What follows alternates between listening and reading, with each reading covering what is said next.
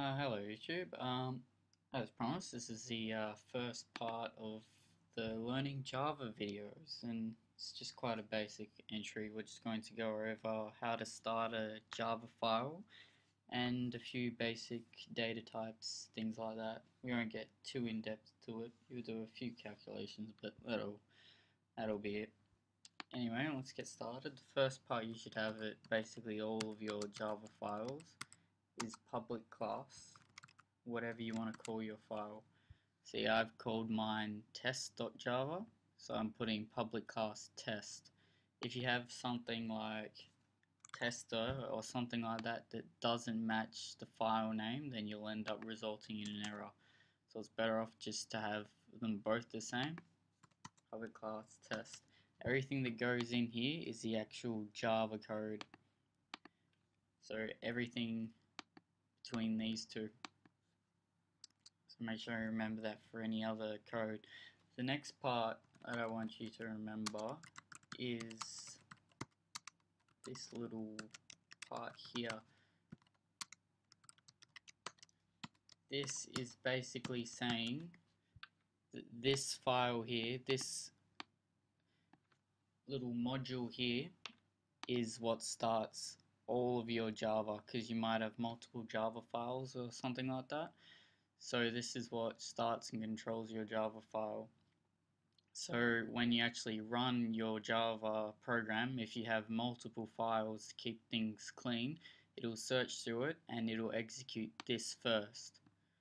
So think of this kind of like, I don't know, your hands, and you're picking up all your different tools to use. This is the one that directs them all and controls them all, so you'll be calling everything from this. This is the first thing I ended up learning, that line there, and a friend of mine told me that the easiest way to remember that there, and I haven't forgotten this yet, is the little anagram, please stop violating me. And it all matches up nice and good. And then just remember the little end part there, has to be the same. Just remember please stop violating me, PSVM, and you'll easily remember that part there. Alright, that's basics done. I'm going to show you how to declare a variable and the different types. There's quite a lot of different types and you can make your own, but the main ones you'll be using are ints in their categories, ints, long. These ones are stuff that'll just whole numbers like 4, 16, 200, 400. The only difference between these two is that int can hold, I think it can hold up to, it'll be in the millions, and long can hold billions, so long's twice the size. So if you had a number like that, you wouldn't use an integer for it because an integer is too small, you'd have to use a long. But for most of the stuff you'll just end up sticking to an int, because you won't have to deal with any large numbers in the foreseeable future anyway. That's for your whole numbers. The next part is your floating points. Float and double. So it's like 4.0, 7.6, 8.9, and it's basically the same kind of idea. Floats for small point numbers like these ones, and double holds a lot more precision, so that kind of number would be best for a double, since it holds a lot more points after decimal place in comparison to a float. Most of the time we'll probably be using a double, since that's just, I don't know, I find that best to work with, and just in case you need extra precision, because extra precision you'll probably end up using a lot more than massive integer numbers like this. It's just last part. Finally you have your characters and things like that, char and a string. I'll put these in the same category, but I don't think you really have to. Char is basically your H or your G, your single characters, it could be anything really, and your string are whole words like that. So string is basically made up of a series of characters. You'll notice that string is the only one that starts with a capital letter because using it this way treats it as an object. You could use it that way, but it gets a bit more complicated. I just recommend you stick with a capital, make things a lot easier. Alright, that's those basic ones. I'd probably just recommend that you just remember int and double. That's all you really need. And char and string, you'll remember those whatever happens. Alright, down to first simple Java program. Probably just do something simple like, I guess we'll start with a hello world. Everyone else seems to start with them, so why not us? This is something else you have to remember.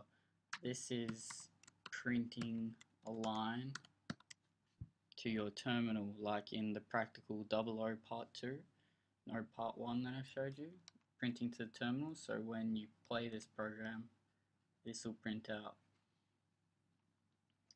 So that's usually how you have it, and whatever you're writing or printing out, you'll put in here. Now I'll make mine a little bit more complicated, and I'll show you in a second because I'm going to show you how to declare something.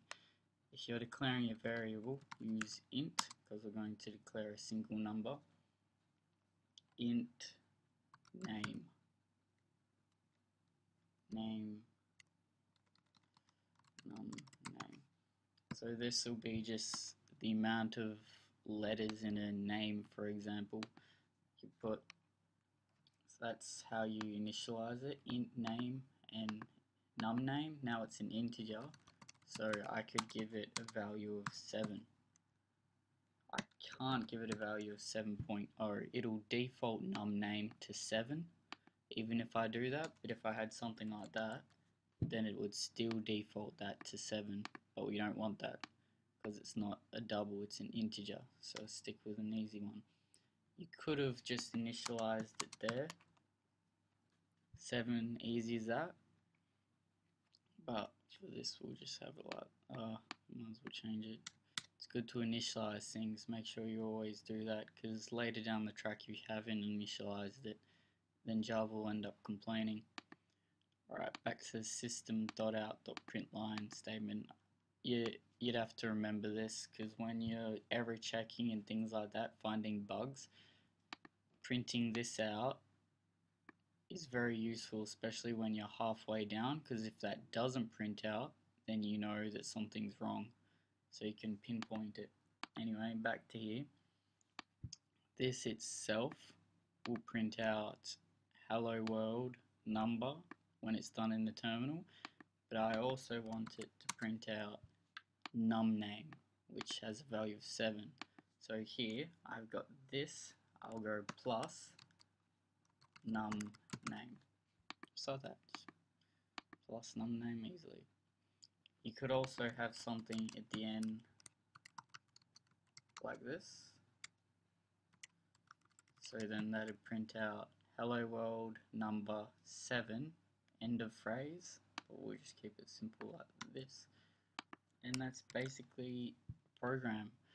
At the end of each, make sure you have a semicolon, because that shows the end of whatever procedure you're trying to do or calculation. That's all we got so far. Make sure everything lines up and we haven't messed anything up.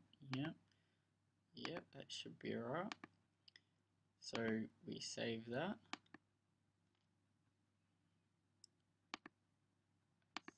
That's that one into desktop nicely. Make sure it's .java. Save that. Alright, now let's give it a go. Using the same commands, seen in practical 00 Java to compile it. It won't work if you don't compile it first. Currently all I have is this file. When I compile it, and hopefully there's no errors, no errors, that's good. So when you end up compiling it, you'll have this file and this file in wherever you saved it. So now that's done, to play it, Java test. And that's what we put in, hello world 7. Exact same as it has there. Hello world number, num name. So just for a recap, remember public test there. Remember this, please stop violating me. Remember int and double. And this part here. That'll be good for error checking. You'll have to do that a lot, so you'll memorize that anyway. I won't worry too much about it. So for a checklist, you need to remember public class at the top. Public static void main string args there, and system.out.println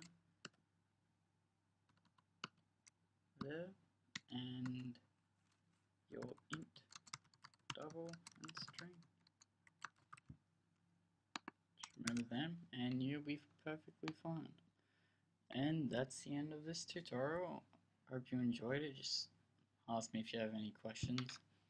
And yeah, it's about it. Thanks for listening. Sorry we use a generic hello world. Believe me, I was sick